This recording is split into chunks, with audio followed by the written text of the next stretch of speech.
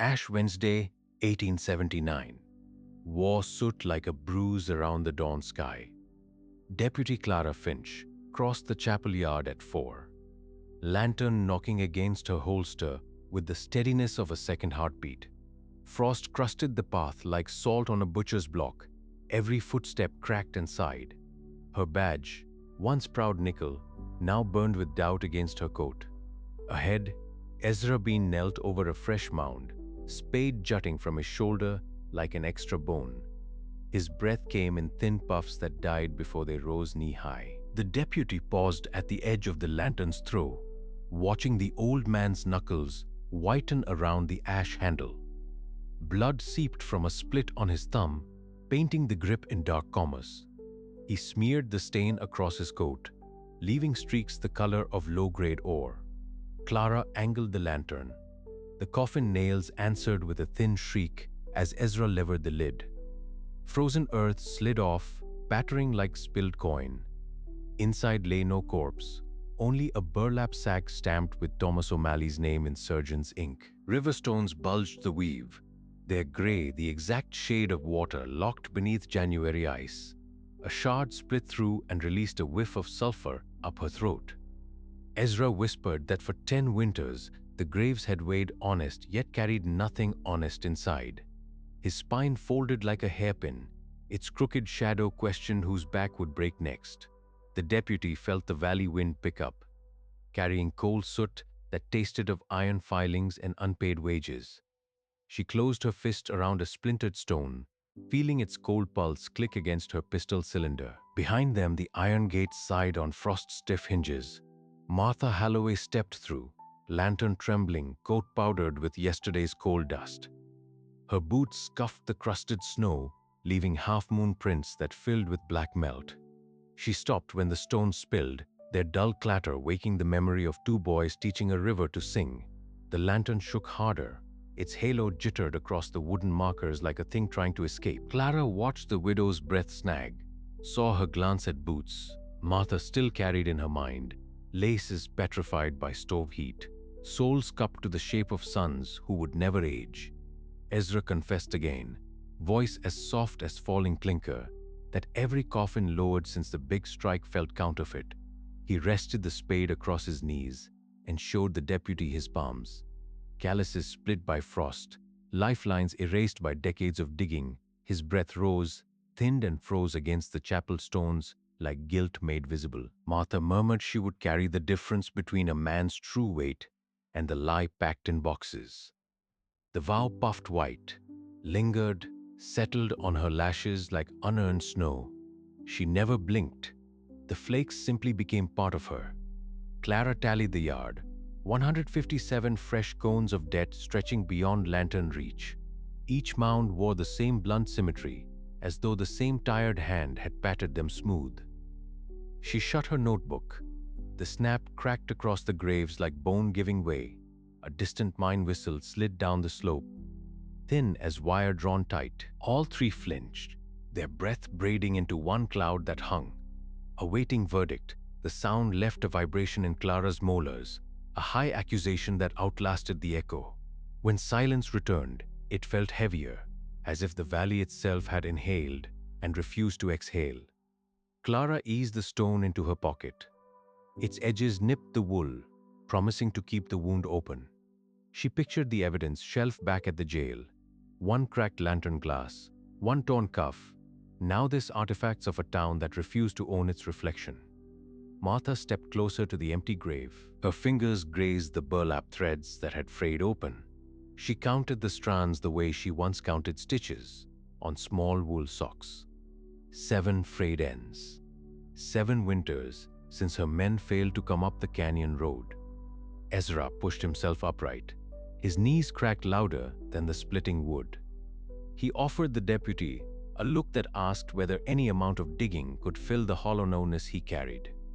Clara had no answer. She only felt the badge lighten again. As though the metal understood, it stood for less than it had that morning. She turned toward the spoil heaps blackening the horizon. Their silhouettes resembled sleeping beasts, backs coated in yesterday's slag, waiting for night to feed them more. A second whistle, fainter, crossed the ridge. This time, none of them flinched. They simply let their breath mingle, a fragile pact forged in frost. The cloud lingered, slow to thin, slow to accept the colorless light creeping over the heap. Somewhere beneath it, another coffin lid seemed to shift, as though the ground cleared its throat. Clara flexed her fingers inside her gloves, feeling the stone freeze into the shape of a small, impossible promise. The valley held its breath between blasts. Roof slates still quivered when the company store opened, wedding rings clicking like distant picks on the counter. The clerk weighed gold, then poured weevilled flour, dust rising slow as winter breath. Outside, the air clung to skin, gritty with cold grief, and widows swallowed the taste of burnt powder along with their tears. An eastbound train sighed to a halt. From the steam stepped Reverend Silas Thorne, coat the color of fresh butter, collar white as January ash. He pressed folded scrip into the first trembling hand and murmured that heaven kept tall books. His thumb lingered on the paper, smoothing creases, buying sorrow at half its weight.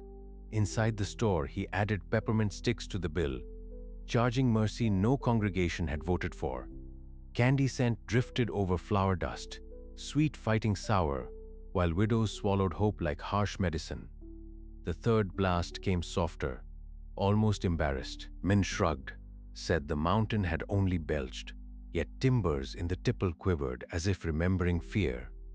A mule team shied at the rumble, harness brass chimed like distant church bells. Thorne lifted his gaze toward the shaft head, promising spacious stables. His words floated on coal fog, bright as sulfur sparks. Somewhere a child coughed once, a small wet sound swallowed by the settling dust. Dr. Elias Vance watched from the surgery window, hymn steam clouding the pane. 3 fevered miners lay behind him. 3 rows of standing worshippers waited ahead. He sent a boy with a note inviting the preacher to inspect blank death certificates after supper. Dates already inked. The certificates lay fanned like unused rail tickets, each blank line hungry for a name. Vance rubbed ink from his cuticle, imagining how quickly a cough could become a line. A man become a memory priced by the yard of pine. Behind the chapel, Arthur Gable fed pine through his plane, sap hissing against frost. Shavings curled like pale eyelashes across his boots while Thorne's muffled sermon promised resurrection without rot. A stone shifted inside the nearest rough box. Gable paused, hammer midair, palm stinging with cold shame. He whispered a psalm he no longer fully trusted and drove the second nail harder, as if volume could drown the knocking. Lamplight threw his shadow across fresh boards, each plank suddenly heavier than the bodies it would hide. Somewhere inside the knot of number 3 coffin, a beetle crawled, carving its own small tunnel toward the dark. Frost etched the chapel panes into white ferns as pews filled with winter coats and summer hopes. Reverend Thorne lifted a pale hand, robe black enough to swallow candlelight, and spoke of heaven's sure fund that paid fourfold when the mountain called again. He unrolled a parchment map of the parish, dotted with tiny crosses that multiplied as he spoke. Murmurs fluttered like trapped sparrows too tired to escape. Mothers shifted infants to free hands for signing. Fathers licked pencil tips, dulled by worry. The scent of damp wool and lamp oil thickened until every breath felt borrowed. Martha Halloway moved along the aisle, pressing hymn sheets into gloved hands. Paper smelled of damp ink and cold soap. Her gaze snagged on the clerk, seated at the communion table, quill dancing between prayer book and ledger, writing men into grace and debt with the same stroke. His cuff bore a fresh blot shaped like a wing. Gold slid beneath her stays, smooth and river-round. When the last amen sighed upward, every family had signed, wax seals glowing like small wounds. Lanterns were snuffed row by row until only the pulpit lamp remained, haloing Thorne's bowed head. Martha lingered, fingers brushing pew backs as if measuring future absences, and heard the clerk tell the deacon tomorrow's quota was already half met. Coins clinked softly into a velvet bag that sagged like a tired heart outside. Night smelled of sulfur and distant snow. The hidden stone in her pocket warmed against her spine, promising weight for the road ahead. Far down the track, a train whistle answered the mind's double blast, coupling steel to sorrow. Between rails and chapel, butter-colored cloth flickered beneath a platform lamp, waiting for frost to lift and secrets to rise. Frost crusted the rail's siding like salt on iron.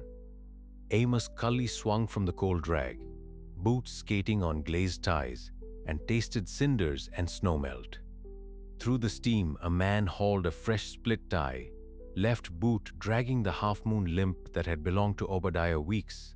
Buried 6 Tuesdays past beneath a slate fall, the company called an act of God. Imus swallowed, the name wedged cold in his throat. He watched until the curve of boxcars swallowed the figure. No footprint stayed on the frost, only the gouged arc of Weeks's boot, already filling with new rime. When the 7 o'clock whistle shrilled, the sound felt like a nail driven into something best left open. By the tool shack he told the yard crew, voice splintering, that he had seen breath. They stared along the siding, saw only coal dust, yet whispers skimmed the cinders faster than the morning freight. Old Ezra Bean muttered that graves sprout feet when filled too light, then fell silent under the foreman's glare.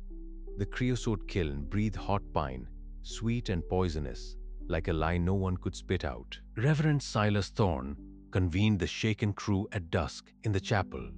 Lamps guttering like guilty consciences, snow drifted in and vanished before touching the planks. He preached that heaven releases holy phantoms to test the arithmetic of grief, his voice calm as poured oil. Faith weighs more than sight, he said, pressing a newly minted silver dollar into each cracked palm and folding the fingers shut as if closing eyes for good. The coins felt heavier than wages. No one trusted the weight enough to speak. Martha Halloway, copying hymn numbers at the vestibule, heard the brakeman's trembling denial and saw shoulders ease under the purchase of silence. She slipped a blank receipt book from her apron, inked the date, the siding, and wrote west of river rails beside Obadiah Weeks. The page shivered as if it too had seen a ghost. She blew on the ink, but the corridor's chill dried it before her breath arrived. Across the lane, Dr. Vance locked himself in the surgery annex, lamp glass fogged. He dipped a new pen and wrote febrile hallucination above every recent death entry, striking out cave-in, gas, crushed chest as though truth were a rash that could be renamed. The paper cooled beneath his hand. Words settled like sutures over a wound no one meant to heal. The bone saw glinted on the shelf, reflecting lamplight onto his gaunt face, and for a moment he wondered which edge was sharper. Night settled thick as slag smoke. In the coffin shop, Arthur Gable lit one match, then blew it out, letting ember scent guide his chisel. He pried up the lid of tomorrow's casket, poured river rocks to make the weight seem honest, and carved a thumb-sized cross beneath the satin lip. The apology had no words, only splinters. When the lid settled back, the knock of pine on pine rang louder than the evening bell, a dull amen no mourner would notice. Sap clung to his palms, sweet and accusing. Reverend Thorne strolled the churchyard, counting fresh stones, satisfied the lie still outweighed the truth. Wind rattled the markers like a question no one dared ask. His boots left dark half-moons that filled with powdered white, erasing the path behind him, even as he walked. From the parsonage window, Martha watched his circuit, breath fogging the pain like a ghost refusing to fade. Her sleeve ledger lay beneath the loose floorboard, heavier each night. Somewhere down the valley, a lantern swung where no lantern should be. She counted Thorne's steps until he vanished among the stones, then pulled the curtain closed, the fabric trembling like a sail that has felt the first whisper of a storm still miles away. Frost feathered the surgery window at the stroke of 12. The gas jet hissed like a stepped-on snake. Reverend Silas Thorne unrolled the black calf ledger across the instrument table, pages lifting in the draft like weak surrender flags. Fresh ink still bled on 5 clipped certificates. He smudged one date forward and pressed his thumbprint into the margin, flesh agreeing with the lie. The drying paper curled against the twine, edges browned by the lamp's breath. Doer Elias Vance poured ether onto a rag until the sweetness clawed the back of his throat. He reminded the Reverend that living lungs must later keep the same silence as the buried. Thorne answered that paper could lame any heartbeat, then wiped coal dust from his cuff as though it was sin itself. They aligned signatures, sealed futures, and never once spoke the men's baptismal names. Outside, snow filtered through the eaves, soft as sifted ash. A wagon waited in the alley, top already bowed beneath the breath of 8 silhouettes. The driver cracked no whip. The mules leaned forward anyway, sensing weight that should not be. Thomas O'Malley stepped inside, hat crushed like a wounded bird between his palms. Vance set the chilled stethoscope against the miner's ribs and heard only steady thumps. He declared the lungs doomed by black damp, voice soft as rotting canvas. $20 crossed palms, a blue release traded for Thomas's wavering mark, the ink spreading where sweat fell. The doctor's coat pocketed the coin with a practiced twitch, the same motion he used to pocket teeth. Snow swallowed the wheels as the wagon rolled west, tracks filling faster than graves. Martha Halloway rounded the chapel corner, hymn book pinned beneath her cloak, last notes fading into frozen air. She saw Samuel's stooped shoulders and dragging left heel among the tarp shadows. The slender book snapped shut like a sprung trap. Cold needled her lashes. She tasted iron, stepped backward into brick shadow, rather than call the name that would not be answered tonight. Fresh flakes already blurred, the ruts, erasing proof while it was still warm. Her breath pooled on the stained glass, a ghost that vanished before she could bless it. Arthur Gable lifted a pine board against the wall, yardstick worn velvet soft by coffin seasons. 6 feet is near enough, he muttered. The words fogged and fell flat, unheard even by himself. River stones clattered into burlap until the seam gasped. Twine hissed a serpent's warning. When the sack dropped inside the rough box, the thud was hollow, nothing like the slump of flesh, and Arthur's stomach rolled, though he had done this 15 times before. 11 nails followed, brass mallet clicking like an abacus of guilt. Then a tiny cross scratched inside the center brace, where no mourner's eye would drift. The shavings curled away from the knife like pale confessions, smelling of sap and winter. At dawn he tested the weight. The coffin swung wrong, handle biting deep, promising splinters later.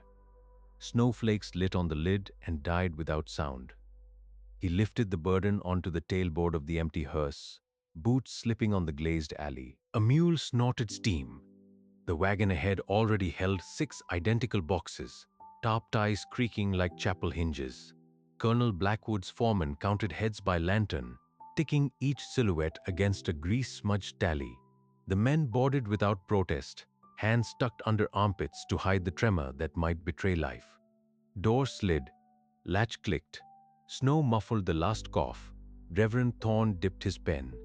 The ledger drank the ink, recording burials prepaid in a hand too neat for midnight. Martha pushed open her kitchen door and found Samuel's boots standing side by side on the hearth bricks, leather still holding yesterday's warmth. The stove was cold, the coffee tin shut. The empty boots accused the floorboards for letting their owner walk away. She touched a cracked sole, felt guilt travel her arm like splintered glass, then straightened and decided the boards would not answer for her. She would.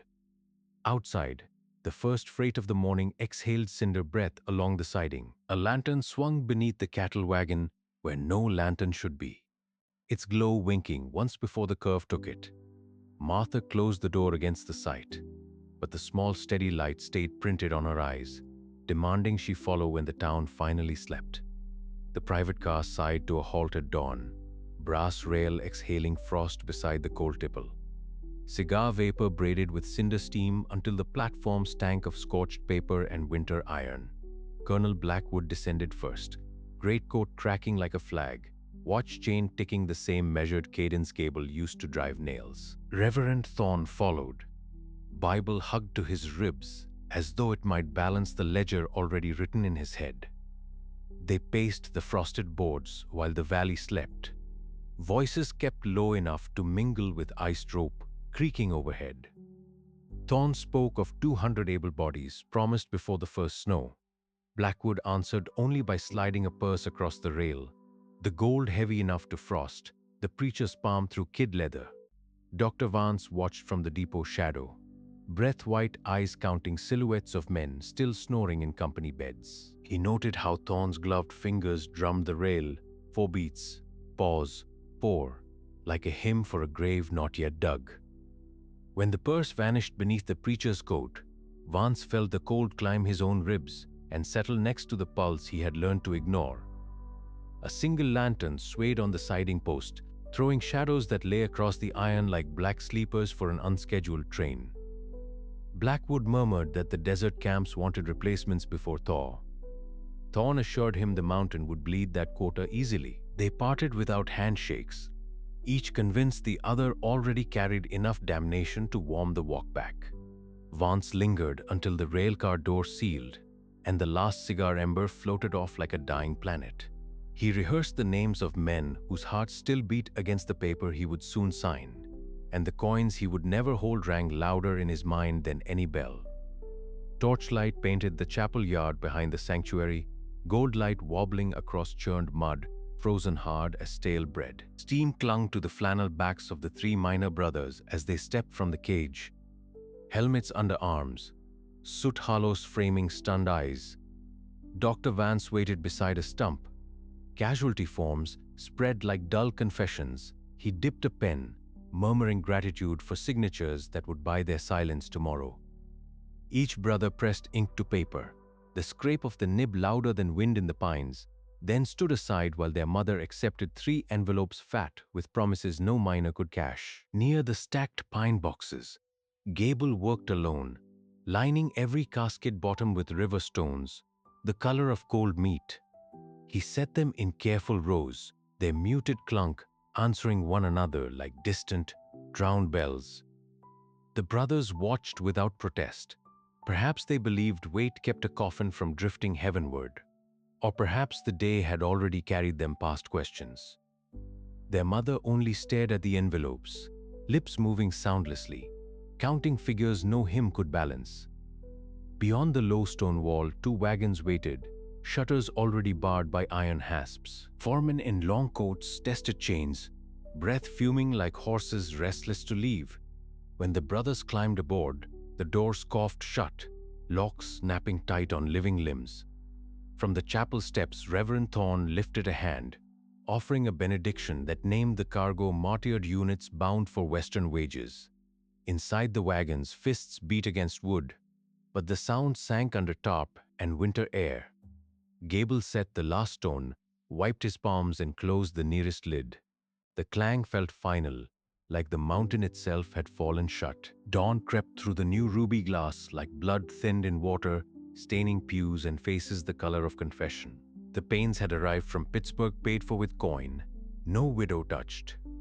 The congregation sang louder, as if brightness itself could sanctify the price. Behind the pulpit, Thorne lifted his arms, velvet cuffs, hiding ledger ink, still crusted under his nails. In the cramped workroom of the nave, Gable's rasps sawed the air, while his palms seeped through flannel wraps. Blisters burst, bled, glued themselves to pine. He had spent the night lining a child-sized box, joints planed so tight a hymn book could not slide between. He carried the miniature lid into the chapel like a mute question and whispered that the scheme had grown too heavy for any strap to hold. Thorne answered only with scripture, murmuring that wood drinks every scream until the grain itself remembers the music. Outside, Martha paused on frozen gravel, breath white, boots silent. Through the cracked door she saw stacks of brass nameplates, glinting red from the window's glow. One bore her husband's christened name, letters freshly chased. A faint crack startled the hush, varnish splitting as the child lid adjusted to the chapel's warmth, a sound like a small bone giving way. She did not cross the threshold. She only memorized the scene, the sulfur smell of struck matches, the choir's trusting roar. In that moment, the valley seemed to tilt under her soles, and she knew the next step would have to be taken in darkness colder than any grave. A single flake landed on the nameplate, melting into the first letter of Samuel's name, and the water shone like a tiny open eye. Frost cataracted the schoolhouse panes, turning dawnlight milky and blind. Martha Halloway struck a sulfur match, nursed the dented lamp, and spread the territorial papers across the warped desk. Boards beneath sighed like old coffin lids. Nettle tea, thin as regret, steamed in a cracked cup. She sipped, tasted cinder, and read the smelter list that named Samuel Furnace dead 6 months after she had buried him here. One column, one date, same slanted type used for steer prices. The paper buckled when her thumb brushed it, as if the print still burned. Coal grit slid down the chimney, speckled Samuel's second obituary, and settled like black confetti mourning a man already mourned. She whispered his name. Frost answered, flowering across the ink until the letters vanished under breath. The room smelled of chalk dust and the mouse nests wedged behind the wainscot. Each exhale clouded, lingered, then shrank, a reminder that the stove ate its last coal chip 3 nights prior. She rubbed the window clear with her sleeve. Outside, the flag rope clanged against the pole, a metronome for a town that kept time by train whistles. Snowflakes drifted sideways, weightless as torn handbills, and she imagined them carrying flakes of Samuel's skin across the territory.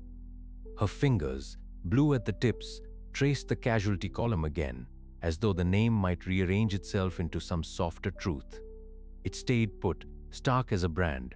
Boot prints crossed the yard while the chapel bell cooled. Ezra Bean waited beside Samuel's mound, palm on the crust as if testing bread. Snow crusted his cuff like salt on hides. He had brought a spade despite the frozen earth, its blade honed, thin, by seasons of surreptitious gardening. Martha joined him without speaking. Their breath rose and merged, twin ghosts above the stones. He pried a nail, revealed river stone packed in Sunday cloth, and muttered that graves here carried ballast, not bone. The moon, a hand width above the ridge, silvered the threads of Samuel's collar, still stitched with the faint scent of pine soap she had scrubbed through countless wash days. She touched the rock's cold face, felt the valley's lie settle into her marrow. Wind brought sulfur from the idle tipple, stung their eyes, and swept their tracks toward the gate before the next flake landed. She pocketed a cinder that had drifted from the lantern, a seed of evidence smaller than a tooth. Together they levered the lid enough to glimpse emptiness, yawning beneath the shirt. The coffin moaned, a hinge learning its own hollowness. Ezra stepped back, crossed himself with gloved fingers too thick for blessing, and let the lid drop. Snow muffled the thud, an accomplice already quilting the disturbance. Martha folded the shirt around one smooth stone. Heat fled her fingers into the rock, into the lie. She felt the valley exhale through buried throats, asking who would speak for rented names. At her kitchen table, she ironed Samuel's cuff until coal smoke rose from the fibers like last winter's stove breath. The flat iron clicked, cooled, clicked again, keeping cadence with her pulse. Brown paper swallowed shirt and stone together. She circled the duplicate dead Thomas O'Malley, Obadiah Weeks, until the names looked manacled in ink.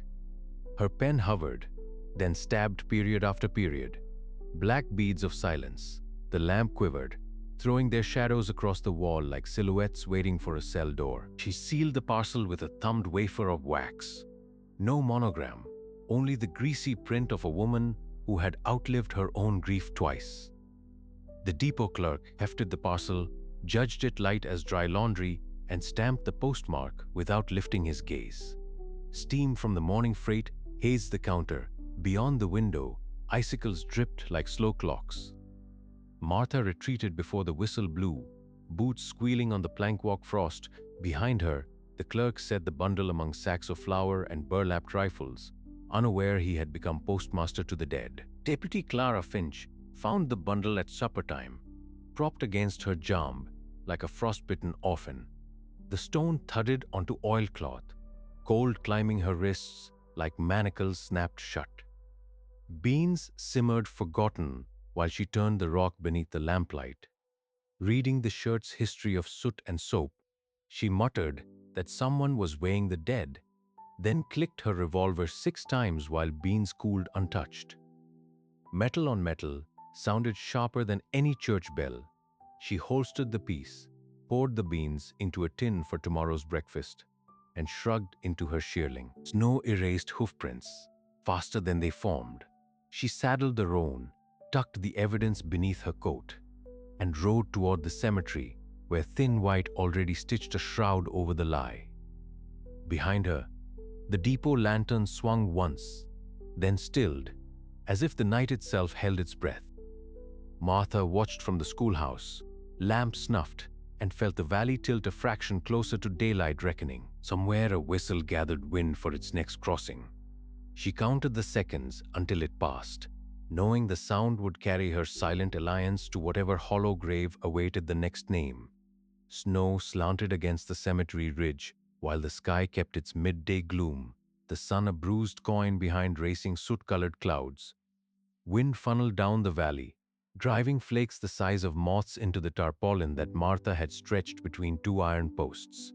Coal clinkers clacked along the hem, anchoring the canvas while it ballooned like a dirty sail. Clara Finch knelt to steady her lantern. The glass shivered, throwing amber nets across Ezra Bean's spade as it bit through crusted white. The first coffin lid yielded with a wet sigh, releasing a sour breath of river damp and the dull clatter of stones sewn in burlap. Martha watched from the drifted fence, gloved fingers already sealing a shirt-wrapped rock inside her coat, feeling its chill settle against her heart. Each thud of stone on canvas sounded like the valley's pulse skipping a beat. Ezra levered the second box open, then the third, his beard stiff with frozen breath. Snow packed the empty hollows faster than men could shovel, erasing accusations beneath a flawless crust. At the fourth mound he paused, knuckles bloodless on the spade handle, and whispered a plea for forgiveness no deputy could grant. The fifth coffin resisted, boards warped by summer river soak, but when it finally cracked, the same drenched stench rolled out. Clara noted every detail in the tablet of her mind. 5 graves, 5 loads of foreign stone, 5 lies packed neat as pickled fish. She murmured that one more truth would not freeze tonight, though her voice shook like the lantern flame.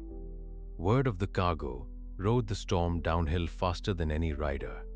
Inside the chapel, Vestry the stove rattled like a nervous dog, while Dr. Vance's pen scratched false destinations across tissue-thin permits.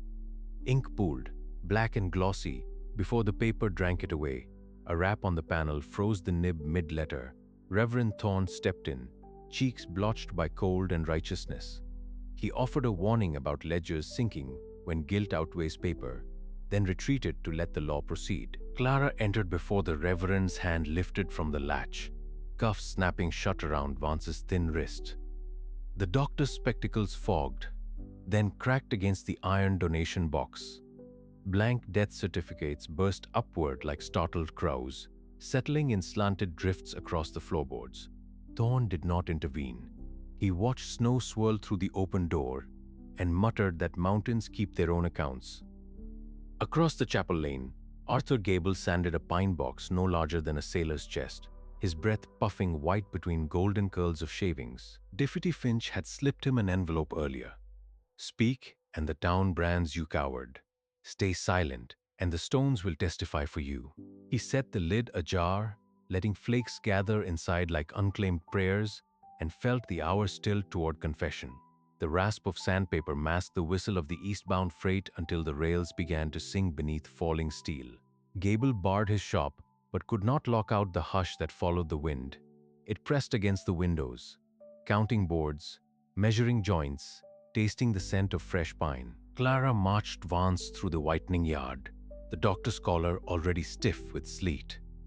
Behind them the chapel bell clanged once, wind-driven, then stilled as though ashamed of its own voice. Martha met them at the gate, eyes bright with hunger and certainty. She offered Clara no greeting, only a nod that sealed their alliance. The deputy loaded her prisoner into the depot lockup, iron bars icing even as the door shut. She kept one cartridge dry and pocketed the stone-weighted list. aware that blizzard warnings now measured justice by hours. Outside, the first freight whistle moaned, low and mournful, promising drifts deep enough to bury every lie till crocuses broke ground. Snow thickened, erasing footprints between graves, vestry, jail, and planing bench, turning the town into a single blank page.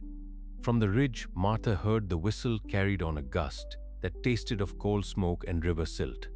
She pressed Samuel's shirt closer, feeling the chill of wet stone seep into her ribs. Somewhere beneath the swelling drifts, a coffin lid ticked, sounding like a nailed box flexing under its first true weight. She whispered her husband's name into the swirling dark, certain that beyond the frozen ridge Samuel listened and lived, waiting for the stones to speak for him. Dawn frost crusted the surgery windows, so thick the panes looked cataract blind. Outside, rifle barrels glinted like icicles as Deputy Clara Finch's posse fanned in a half circle, boots crunching the same brittle music that had followed Martha all winter. Their breath rose in white penance, each exhale a silent promise to keep the door sealed until called. Martha stepped onto the porch alone, the planks groaning under fresh snow crust. The sound felt like a warning whispered through clenched teeth. She nudged the latch, felt it resist, then surrender with a sigh cold enough to burn her knuckles. Inside, the foyer smelled of carbolic acid, candle tallow, and something sweeter, old paper beginning to rot. Reverend Silas Thorne stood at an iron-legged ledger desk, coat buttoned to his chin, the collar quivering each time he breathed. He insisted the stacked books were sacred stewardship, yet his fingertips drummed the leather as though counting heartbeats he did not want to feel. Dr. Elias Vance hovered at his elbow, spectacles fogged, pen hovering above the open page like a priest reluctant to give final blessing. A bead of ink trembled, then dove, streaking Vance's bony hand with a dark vein that disappeared under his cup. Martha crossed the room in 4 deliberate steps. Soul squealing on the waxed pine, she unfolded her husband's death certificate, the paper stiff with thaw ice, and slid it beneath Thorne's gaze. The ink still claimed 1873, the year they had buried an empty cedar box. She asked, quietly, almost polite. That the Reverend proclaimed the date aloud, the way a teacher makes a child recite a shameful line. Thorne's tongue clicked once. Dry, he adjusted his collar, then spoke the ledger's creed in a voice low enough to frost the air. We redeemed worthless lives through profitable martyrdom. The words hung between them like a sulfur plume. Vance nodded, solemn as deacon, and added the sentence to the margin with 2 scratchy claws of his pen. A draft curled under the door, rattling lamp chimneys. Somewhere in the ward, a pulse lever clicked, counting invisible time. Martha kept her gaze fixed on Thorne until his lashes flicked down in surrender. Only then did she let the certificate slide away, a raft drifting across black ink seas. Boots thudded on the step outside, heavier this time, accompanied by the rasp of tin scraping wool. Mr. Arthur Gable shouldered inside, cheeks mottled by cold and shame. Between his bleeding palms, he carried a child-sized coffin plate, the kind stamped with lambs and lilies. He had pried it from a stone-weighted casket an hour earlier. The tin edge had sliced a seam across each thumb, and blood freckled the decorative border like rust on petals. He muttered that every nail he had ever driven now sought its own mallet. A confession meant more for the ceiling beams than for human ears. The plate slipped, rang against the floor, and spun until it kissed Martha's boot toe. The metallic hymn echoed up the walls and died among anatomical charts whose corners curled like drying leaves. Deputy Clara Finch filled the doorway next, coat powdered white, badge flashing a thin sunrise. She produced iron cuffs dull with cold. No command was spoken. The silence felt rehearsed. She clasped Thorne's wrists first, the click traveling the rafters like a slow hammer striking hollow bone. Vance offered his ink-stained hands without raising his eyes, accepting the second bracelet as though it were a communion ring. Together they formed a chain of black cloth, pale skin, and iron, a rosary of accusation. Clara marched them outside, Early parishioners who had gathered for dawn prayer remained kneeling between pews, mouths parted mid-hymn, frost clouding their faces into ghost masks. The posses parted, rifles angled groundward now as the prisoners passed. Snow squealed beneath their boots the way new wood protests under a coffin lid. Inside again, Martha helped load ledgers onto the waiting sled. Each slam of a book sounded like a vault closing. Inkpots followed, clinking like pint bottles of strong medicine. Last came the sealed tins of duplicate certificates, rattling like dry beans. As she turned to leave, a single loose page skated across the floor, lifted by the draft that always breathes through houses of unhappy memory. She trapped it with her boot. The paper carried today's date, and a column of names begun but not yet complete. Proof the scheme had never intended to die with the storm. She folded it twice, small enough to ride beside the river stone already waiting her coat pocket. Across the street, the chapel bell hung wired mute at the belfry mouth, its lip bright with reflected dawn sharp enough to cut.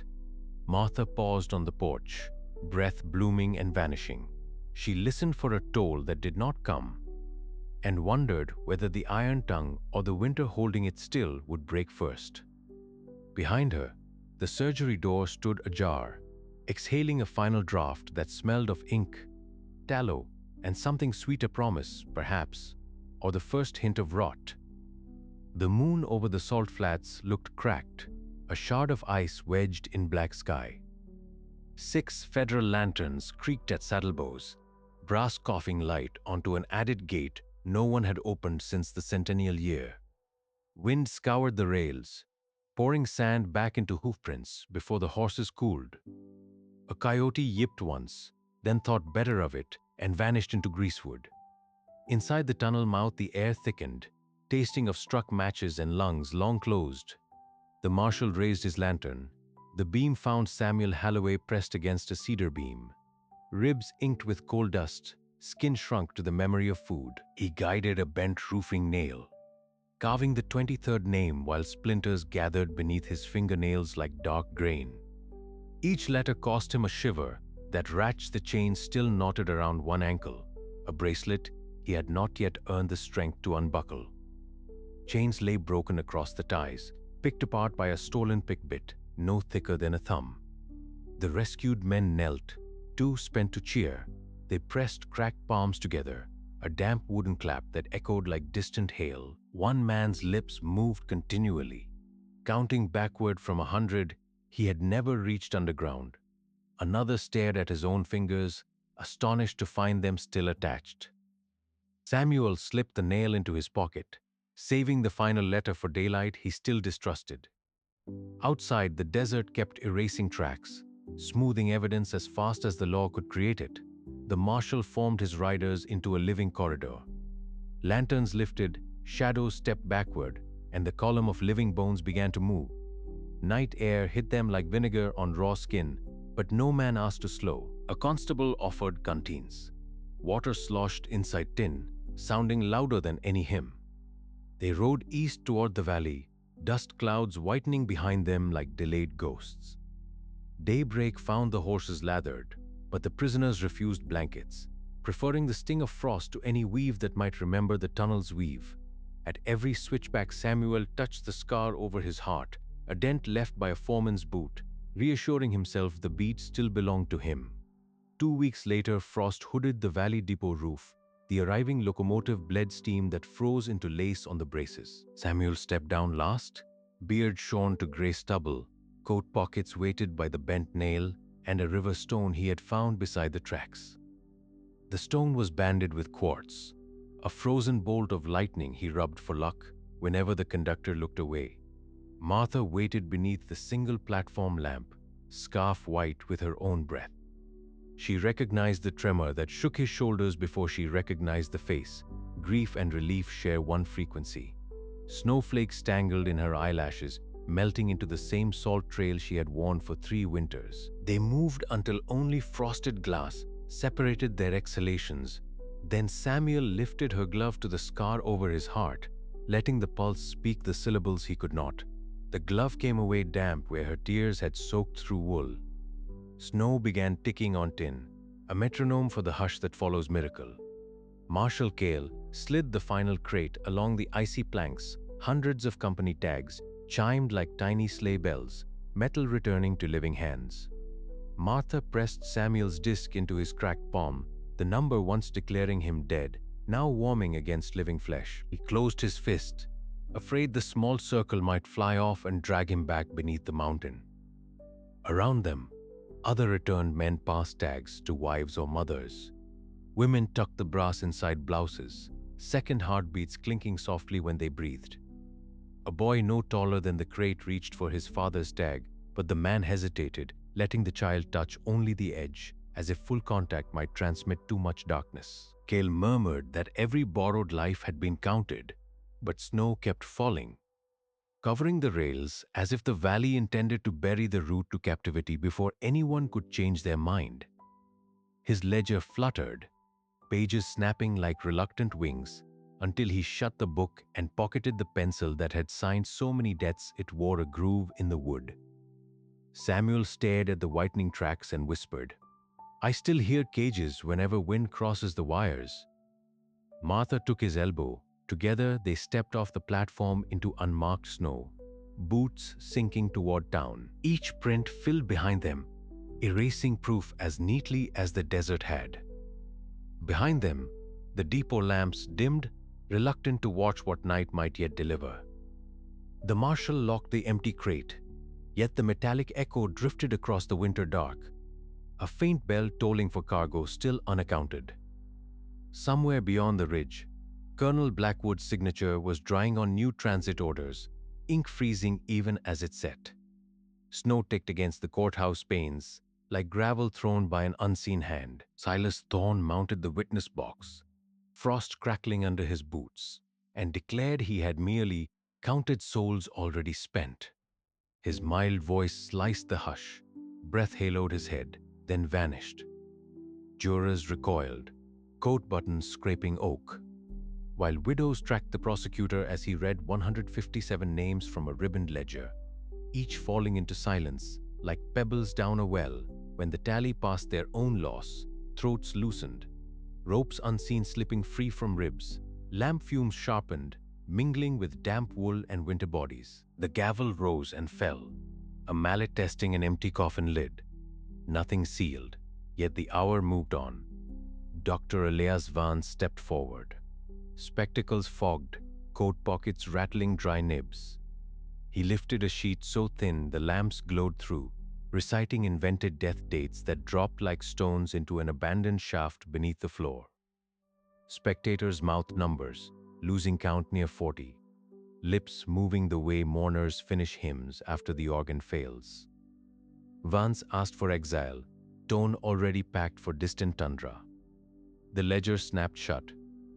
The hush that followed felt heavier than any verdict. Martha Holloway sat bolt upright on the front bench, coffin hammer across her knees. Iron still smelled faintly of limestone dust and dread, the scent clinging to her wool whenever air stirred. She traced the nicks Arthur Gable's pry bar had left, each mark a lid, a nail, a vow rushed over fresh earth. Behind her, a child's boot scuffed wood. The sound locked her joints. Reverend Thorne's silver quill slipped, ringing the rail like a stray bullet finding rest. Gable took the next chair, cedar and burial earth clinging to his coat. He whispered that every nail had been a vow broken, then slid the hammer toward Martha. Pale dust bloomed across her sleeve, guilt that would not brush away. Gable rose, knees trembling. In the corridor his legs folded, and his final breath fogged the planks like a ghost slipping between cracks. A bailiff stooped, but color had already left his lips, whitening to fresh-cut ash. Inside, the judge declared Colonel Blackwood a fugitive. On the evidence table, the man's gold watch ticked on, hands frozen at the hour the first stone coffin closed. Each beat sounded louder than the absent name, counting miles Blackwood added between himself and the valley. Jurors glanced at the watch, then at shuttered windows, as though the tick might haul him back. When the session ended, the crowd divided on the vestibule steps. Some swore they had never trusted Thorn's velvet, scarves swallowing half their boast. Others lingered, afraid to pass the sealed chapel across the square. Its bell hung motionless, clapper muffled by rust and gilt, yet a few claimed a residual hum, ears ringing after cannon fire. Lamps jerked shadows like marionette strings. Martha stepped outside, doors sighing shut. Snow thickened, erasing her prints almost as quickly as she made them. Cold found the gap below her collar and slid the length of her spine. Open pits glowed under low cloud, pale mouths waiting for weight. Wind carried the sour odor of disturbed earth. She tightened her grip on the hammer, feeling the grain remember every lid it sealed, and wondered which box Winter would open next. Behind her, courthouse windows dimmed, yet Blackwood's watch kept ticking, promising each second carried him farther west. Where lamplight ended, she paused. Soil murmured that apology weighs more than any verdict man can pronounce, and that winter rarely forgives before it buries. Snow muffled her onward steps, but the hammerhead stayed cold, sufficient ready for either rebuilding or reckoning. Ahead, the valley bell struck an hour no one felt prepared to claim.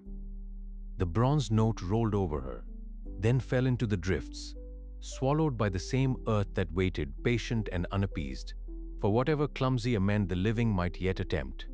Snow hissed across the open pits like dry sand skimming tin. It was too light to seal the graves, yet loud enough to sing against stone. Martha knelt, coat hem darkening, and pressed a knee-high pine into sour earth still flecked with pale quicklime. One hand cradled the seedling. The other turned the granite marker face down so the carved first letter kissed soil and powdered away like old bone. She covered the blank side, erasing the only place a name could ever sprout again. Then she shuffled to the next hollow without straightening her spine. Samuel watched from the lich gate, collar white with frost, ribs sticking like loose slate in a shaken tin. He lifted a gloved hand but no voice. Words still tasted of iron and afterdamp. When Martha glanced up, snow freckled her lashes the way coal once freckled his lungs. The slow nod between them lasted longer than any falling flake. He walked forward, boots creaking, and laid Arthur Gable's claw hammer on the stone she had just buried. Rust already opened orange petals along the cheek of the steel, where nails once closed coffins for the breathing. Martha let her glove rest on the handle only long enough to feel the cold bite through wool. Then she left the tool perched like a confession no priest would ever hear. Behind the breaker shed, night pooled early and lantern smoke hazed the rafters until beams vanished. Samuel chalked tall letters across a splintered board so the men could copy without bending their already crooked backs. Their coughs rolled in wet rhythm, yet quills scratched steady. Ink bloomed like new seams on pale skin. Martha drifted between the benches, trading nibs, her skirt brushing calves scarred by cage, drops deeper than any hymn. When a young picker's hand shook too hard to cross a T, she guided the stroke. Her thumb over his, she finished the word lien in a hush darker than the room. A gust slipped beneath the plank door, snuffed one lamp, and the sudden dusk felt like a roof ready to fall. Samuel waited until the glow steadied, then closed the ledger. He murmured that tomorrow they would read the paragraph that let a widow keep her stove. Heads lifted, hope showed bare as candle flame. The men folded their grim lessons into cap linings and filed out single file. Boots scuffed cinders that would never again speak their names inside a mountain. Martha lingered by the stove, palm open to the dull heat. Coal dust beneath every nail was a passport she could never burn. Outside, Clara Finch climbed the chapel hill alone. Her star-shaped badge was new against her coat, the metal colder than the revolver whose weight she already knew by heart. She snapped the padlock shut. The click echoed like the last amen that place would ever witness. Inside, seized ledgers replaced pews. Black pages fanned like wings of birds that would never molt. Dust rose at each footfall, smelling of sulfur, old ink, and the ghost of hymns no choir would release. A messenger met her on the step. breath white as fresh cotton. He whispered that Thorn had been found at dawn, forehead to frost-rimmed stone, a pebble ground to powder beneath his stiffened thumb. Clara closed her notebook, feeling the valley exhale through her ribs, equal parts relief and emptiness. Morning bled a bruised rose across the ridge when the mine whistle shrilled, thin as cracked ice over a shallow pond. Fewer boots answered. The path carried only the echo of those who would never walk it again. Martha straightened among the seedlings, knees cracking like twigs under snow. She saw green needles already iced yet unbroken. Samuel joined her, hand light on her elbow. Both were silhouettes stitched to whitening earth. Somewhere beneath their feet, the ground kept a ledger no pen could reach.